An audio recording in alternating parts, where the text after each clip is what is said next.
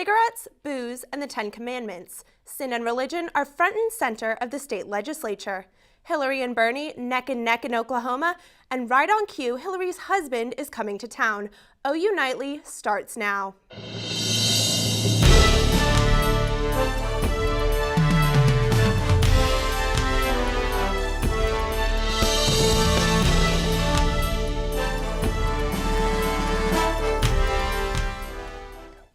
With a budget deficit well north of $1 billion, state lawmakers are leaving no stone unturned in search of money. That's one reason Governor Mary Fallon's proposed cigarette tax hike is such a smoking hot topic. But I learned, talking to lawmakers and others at the Capitol, there's more to it than the money. Cigarettes. They cause health problems, that much is known. But Governor Mary Fallon's proposed tax on the tobacco product is causing a lot of discussion around the state. Any state that wants to bring a tax in on tobacco is good if the tax is high enough that it can make a health impact. The proposed bill would bring the tax up to $1.50 per pack, and this, according to Fallon, would get more people to quit smoking. But getting the bill passed is a difficult first step. The bigger issue is getting a large tax passed, and $1.50 is good. Oklahoma's 55th legislature is in its second session, and Huey is confident that the bill has a high chance of being passed. There's a good probability that a tax like this could pass that way. But others, like Senator Pro Temp Brian Bingman, disagree. To get it approved in the legislature, I think would be very difficult because it is a tax increase, a revenue raiser, so I think you would need 75%. Of course, smoking causes health risks that can't be good for anyone, but the opposition has many reasons why they think this bill should not be passed. I'm not really, a proponent of doing something to raise revenue for, to close our gap in our funding on our budget. So you've got to cut the spending first. Smokers continue to take advantage of Oklahoma's currently low cigarette tax rate. Raising it could send people other places to purchase their smokes, taking money away from the state. The people that really smoke, it's going to drive them to the tribal smoke shops, and it's going to drive them out of state to buy the product, to the black market. So I think those are a lot of negatives. Lawmakers have not yet taken up the cigarette tax plan, but we will update you when they do. And it's not just tobacco on the legislative firing line, so are the state's liquor laws. Oklahoma is one step closer to modernizing them. A bill has advanced through a Senate committee that could lead to a public vote on modernizing Oklahoma's liquor laws. If passed, supermarkets and convenience stores will be allowed to sell strong beer and wine. Anheuser-Busch showed its opposition in a full-page ad in the Daily Oklahoman. The company says it will force their distributorship out of the state and cost jobs. The law's backers say that hasn't happened in other states. Instead, they believe the change would be a huge victory for consumers. A court's decision to remove the 10 Commandments monument from the state capitol last year forced angered Republicans to introduce measures to bring it back. Oklahoma Republican leaders are taking a stand to keep the 10 Commandments on the State House grounds. The Supreme Court removed the monument last year because it was a religious symbol. But Republican leaders believe that bringing back the monument would show that our state is not hostile to religion.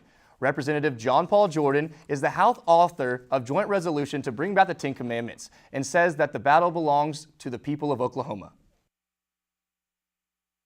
And I think that this battle just belongs to the great people of the state of Oklahoma. And so I think it's up to them to decide what they want. The hearing at the Capitol passed yesterday, but it still has to go through the Senate floor, then the House floor, in order for it to be put and printed on the ballots.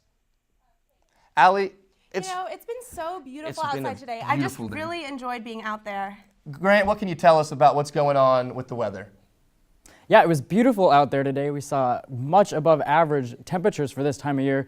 And with the other big weather story today were these winds currently sustained around 19 miles per hour in Norman, even stronger in northern Oklahoma, which has caused the National Weather Service to issue this red flag warning in all of these counties shaded in red because of those high winds, high temperatures, and low relative humidity. Now here in Norman, we're currently sitting at 73 degrees, winds gusting to close to 40 miles per hour, and once again, that low relative humidity.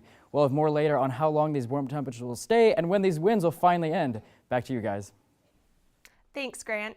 They're rounding the final turn and heading down the stretch. The battle between Hillary Clinton and Bernie Sanders has become a horse race. With 11 days until the Oklahoma primary, a recent survey of likely Democratic voters shows Clinton holding a 2-point lead. While Hillary is polling at 46%, Bernie is right there with 44%. 9% still are undecided. And with that race essentially a toss-up, here comes Bill Clinton. The former president is speaking Sunday evening at a fundraiser for his wife in Oklahoma City. The tickets for the exclusive event range from $1,000 to $2,700. And as the former president visits Oklahoma, Emily Akins joins us now in the News Center with the latest on the current president's upcoming trip to Cuba. Emily? Thanks, Stephen. Next month, President Obama will step foot on Cuban soil. This meeting will be the first time that the president will visit the communist nation in nearly 7 decades. While in Cuba, Obama will meet with Cuban President Raul Castro to try to improve relations between the two nations. One of Obama's main goals during his visit is to persuade Congress to lift the trade embargo. State officials declared a blowout gas leak was permanently sealed in Los Angeles. The methane had been leaking for 4 months, driving thousands of families from their homes. The gas company said it predicts expenses around $300 million for damages caused by the leak. Investigations will now begin on how the well blew out and leaked for so long. And despite the Catholic Church's long-standing view on the use of contraceptives, Pope Francis said the use of contraception could be a lesser evil to slow the spread of the Zika virus. The Pope made these comments last night on an overnight flight back to Rome after his recent trip to Cuba and Mexico. That's what's happening around the world. Now back to you in the studio. Thanks, Emily. Norman police are trying to find out what happened to a man found dead last night at a Norman gas station. The investigators say the man was slumped over in a white pickup truck at Thunder Shell Food Mart off Highway 9. So far, medical examiners haven't been able to find any signs of trauma or injuries. No one knows how long the body was in the vehicle. There were a couple reports that the vehicle had been there for a while, but we don't believe the individual was in the vehicle for the whole time. This is an area where typically a lot of people park their cars and then carpool to work. Contacting the victim's family. And we are just getting started here on Nightly. Up next, February is Black History Month, and there's a special event on campus tonight.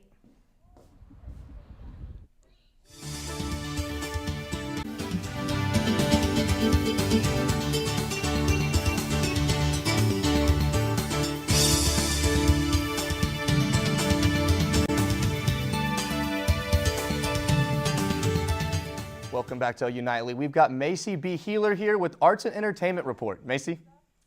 Stephen, Gaylord College hosts a screening of an award-winning documentary. That's not okay. On the prize is a comprehensive look at the civil rights movement. The audience will see a segment of the documentary that takes place in the early 60s. The South said never. You're going to be seeing people like themselves, 40 years ago, 50 years ago, and how they made such a bold decision to do something and to act on something that they felt was really important. The screening begins at 6 o'clock, followed by a discussion at 7:30. Thursday evenings are special for Oklahoma art lovers. The Oklahoma City Museum of Art puts on Art After 5 each week. From 5 o'clock to 9, you can view all the exhibits along with enjoying an adult beverage. Admission is $5. An Oklahoma City artist is paying tribute to women's resilience this weekend. Ebony Iman Dallas is showcasing Women in War Zones, a painting exhibit aimed to raise awareness about social issues women face here in the U.S. and all over the world. Some of the issues include terrorism, breast cancer, and rape, just to name a few. The exhibit will be featured at the Project Box through next Wednesday. France recently got a taste of Oklahoma cinema. OU Nightly's Ashley Sanchez talks to one OU filmmaker about her journey to a French film festival. The films of several OU students were chosen to make their debut during a film festival in France. I sat down with one student, Lauren Bumgarner, to tell us a little bit about her filmmaking process. Talking's my least favorite form of expression. It's just like my worst form. So expressing it through dance and through imagery is just what comes natural to me. Bumgarner says she uses contemporary dance as a narrative to tell her stories.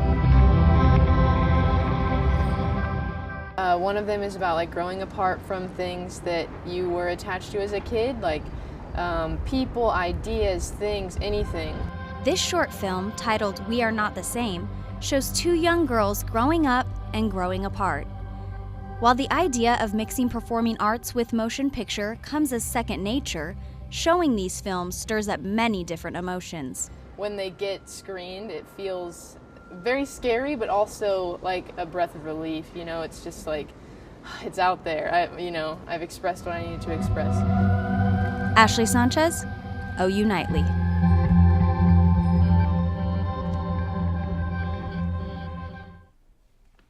To see more of Bumgarner's work, you can check it out at ounightly.com. Okay, great, thanks. You know, I think that's really amazing that OU students had their work shown in France. I agree. It's an awesome opportunity for them. Mm-hmm. Definitely, OU students going big places for sure. Yes. Thank you, Macy. Still ahead on OU Nightly, Grant gives us another look at the weather.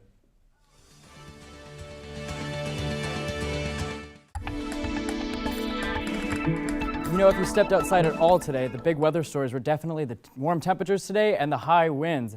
That, combined with low relative humidities, alerted the National Weather Service to put out these red flag warnings in all of these counties highlighted in green, nearly covering the entire state of Oklahoma. Now, as we look at current temperatures across the state, these warm temperatures are still with us. 70s in much of central Oklahoma, 79 out in Woodward. Out in the Panhandle, Beaver County broke 90 degrees today, shattering a record up there of 81 degrees Fahrenheit.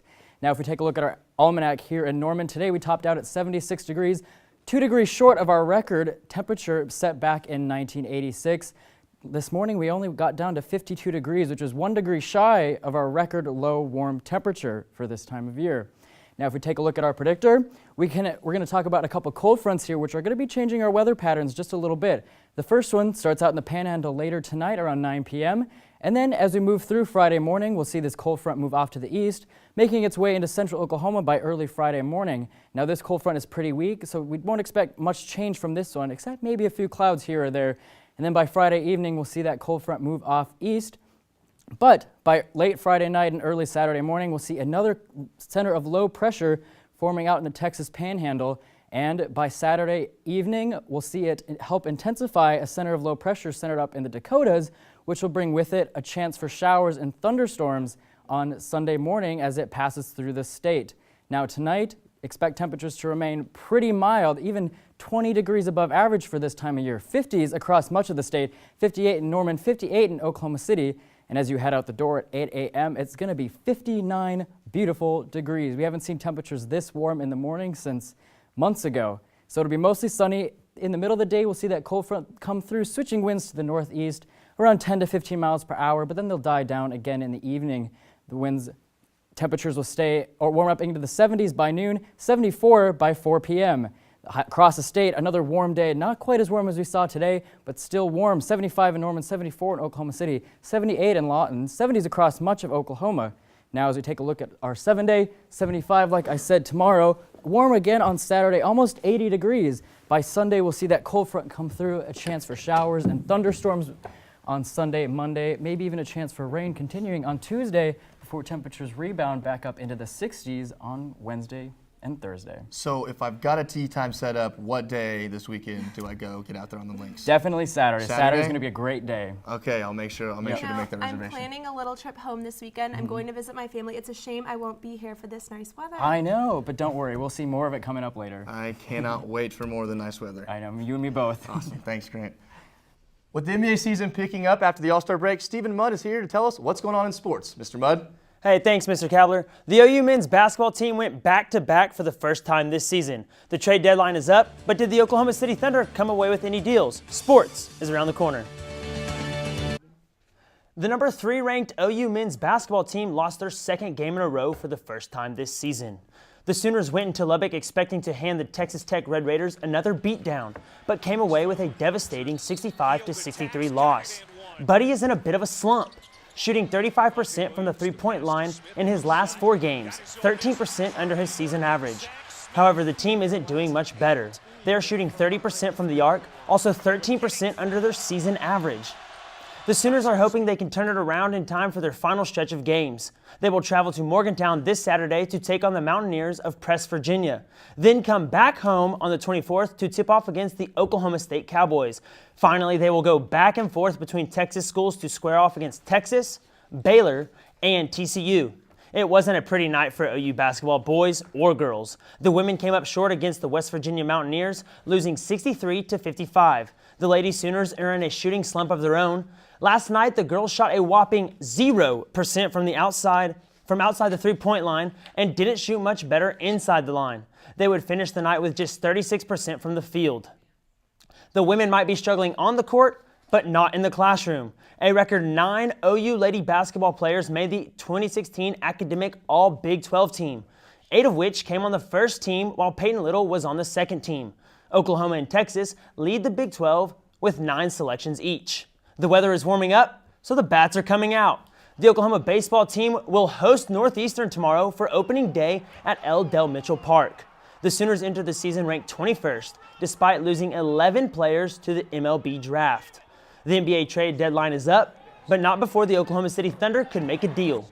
The Thunder acquired shooting guard Randy Foye from the Denver Nuggets and sent over DJ Augustine, Steve Novak, and 2 second-round picks. However, Foye might not be ready for the Thunder's home game tomorrow night against the Indiana Pacers. The Thunder wasn't the only team making trades before the deadline. The Memphis Grizzlies traded forward Jeff Green to the Los Angeles Clippers for forward Lance Stevenson and a 2019 first-round pick. Also, the Phoenix Suns sent Markieff Morris to the Washington Wizards for a first-round pick, Chris Humphries, and DeJuan Blair. Football season is over, but guys are still making headlines. 4-time All-Pro defensive end Jared Allen announced his retirement this morning in an interesting way. Well, everyone, I just want to say thank you for an amazing 12-year career. This was the part where I was going to ride off into the sunset, but seeing how there's no sunset, I'm just going to ride off.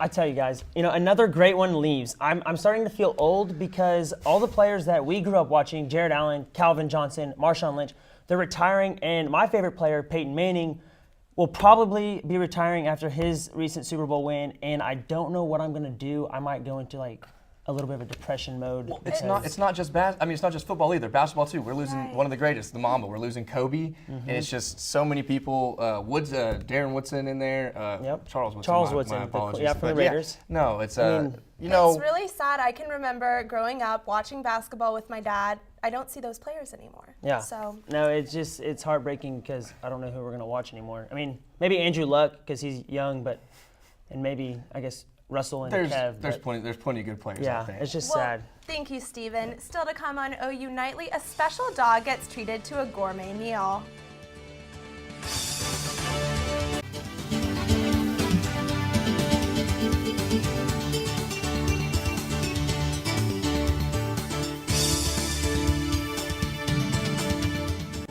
I'm Joe Solis at the OU Nightly Update Desk. The Pentagon says U.S. officials have asked Russia to avoid bombing areas of northern Syria. The U.S. is worried about several dozen U.S. Special Operation Forces that are fighting ISIS in that area with the Syrians. U.S.-Russian military relations have been strained by the Syrian war, and this request to Russia is to protect the safety of the troops. That's it for now. Back to you in the studio. Thanks, Jo Beth. The winner of the Westminster Dog Show got treated to a tasty dinner. CJ, the German short-haired pointer, took home Best in Show and was served dinner at the famous Sardi's restaurant in New York City.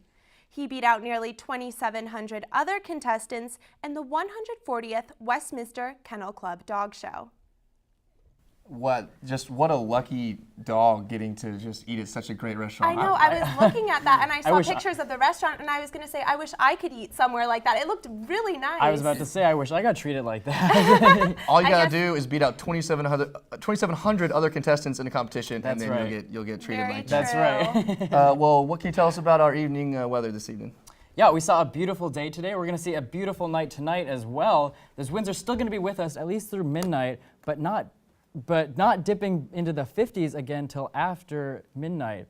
So we'll stick with these winds and these warm temperatures at least through till tomorrow morning. You know, I have to say, I was thinking about it today as I didn't put on my coat. I think that spring is coming a little bit early. You know, we still have a month left of winter, believe it or not.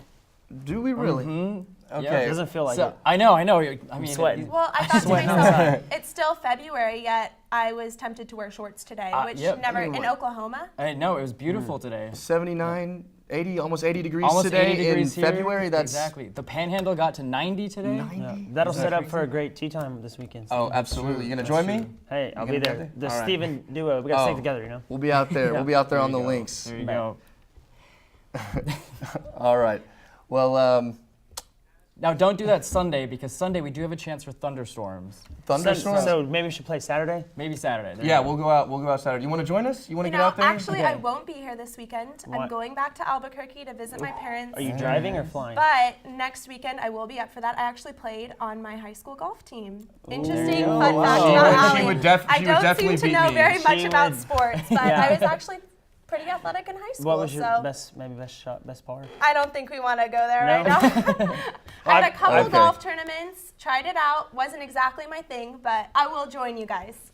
Wow. So thank you for joining OU Nightly, brought to you by the Gaylord College of Journalism on the campus of the University of Oklahoma. We'll see you back here tomorrow night live at 4:30. Have a great evening. And good night.